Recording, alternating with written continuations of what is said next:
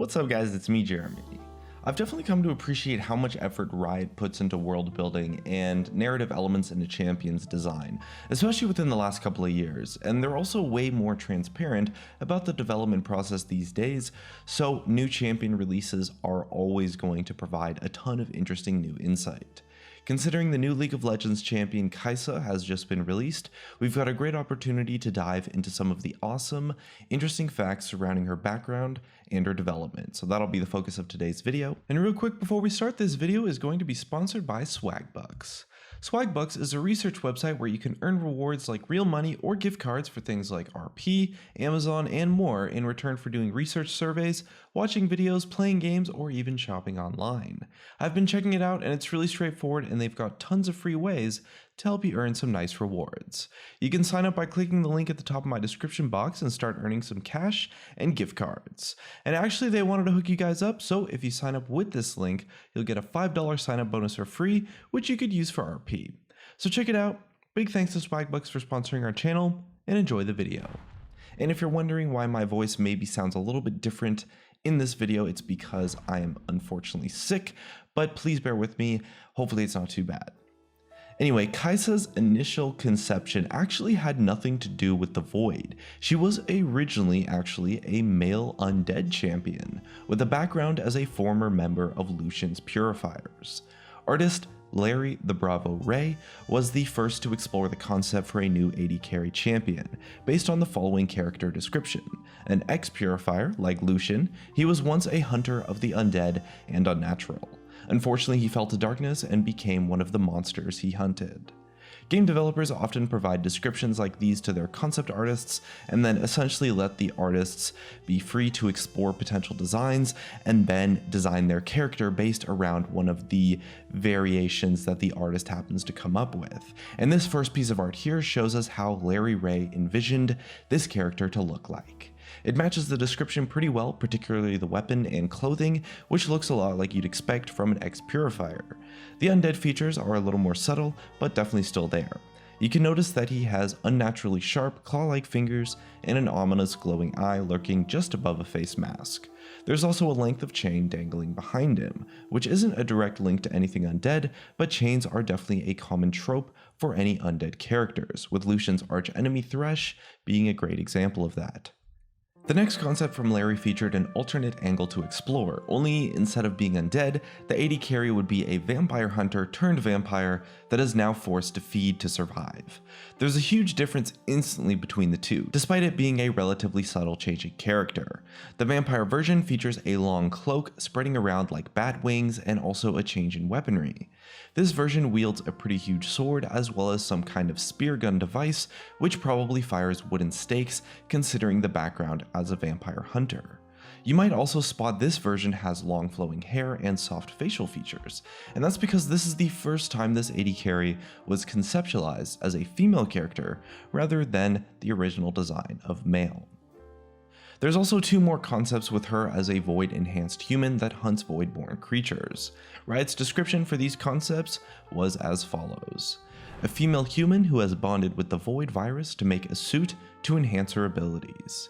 You can see already that this is the concept they eventually decided to develop into Kai'Sa as we know her today, but she does look hugely different when compared to these original concepts. Something you might pick up from those two early Kai'Sa concepts is that she has some kind of an energy weapon, and that's because her original weapon at this point was actually going to be a beam cannon.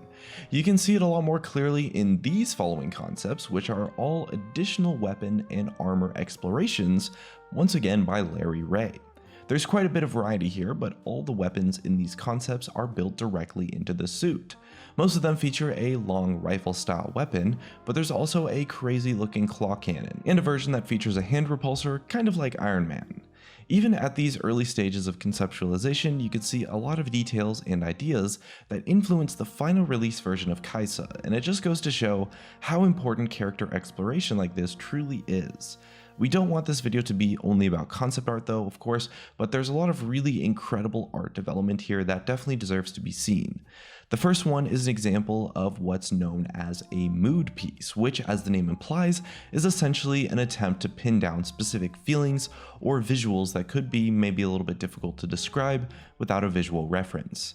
There's also a concept showing some thematic study of what her abilities could look like in the game, which helps Riot decide how she will look and move in-game, while also acting as a reference for gameplay developers or animators.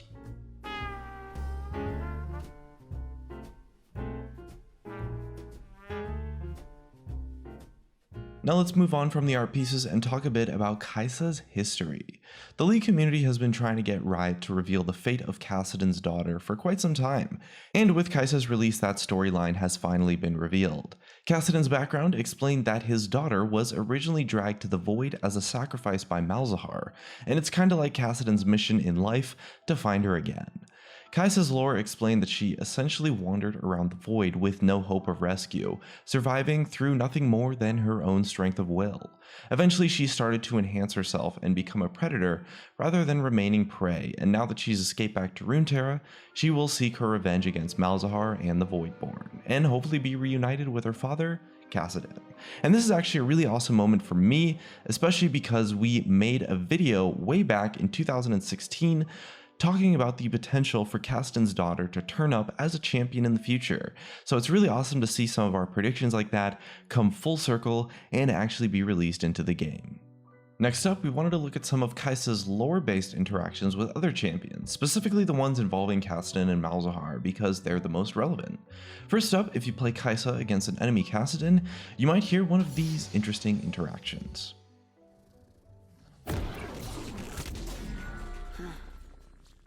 Memories of my father come at the strangest moments. Reunions can be so bittersweet. Could it be true? It smells like home here. Father? She's also got some interactions when you attack Kassadin. One of these additional voice lines could play, all of which tie into Kai'Sa's realization that she has some kind of connection with Kassadin. Have we met? You seem familiar. Something is off here. Alternatively, if you're up against an enemy void creature like Cho'Gath or Rek'Sai, you might hear one of these lines. The Void has breached this place. The first wave is upon us. These creatures seek the living, even here. That smell. Unmistakable. The Void. The final special interactions we wanted to show off are the ones involving Malzahar, who is essentially the guy that got her into this mess in the first place. If you attack an enemy Malzahar, you might trigger one of these two following interactions. Looking for me? Let's set the story straight. And finally, if you actually manage to kill an enemy Malzahar, there are 3 more notable interactions to watch out for. I forgive you, Malzahar, but I do not forget. You're now dead, Prophet. That is the truth that will be told. Goodbye, Malzahar. Now I will tell this tale. Now next up, we've actually got just a bunch of random fun facts that I thought were pretty interesting, since that's kind of the whole idea behind this video anyway. So first up, we actually know the identity of the first player, not including the developers of course, in the world that managed to get a pentakill with Kai'Sa. It was of course actually the professional player Doublelift, who picked up a pentakill in his second ever game with Kai'Sa while playtesting the champion a couple months ago at Riot Games HQ.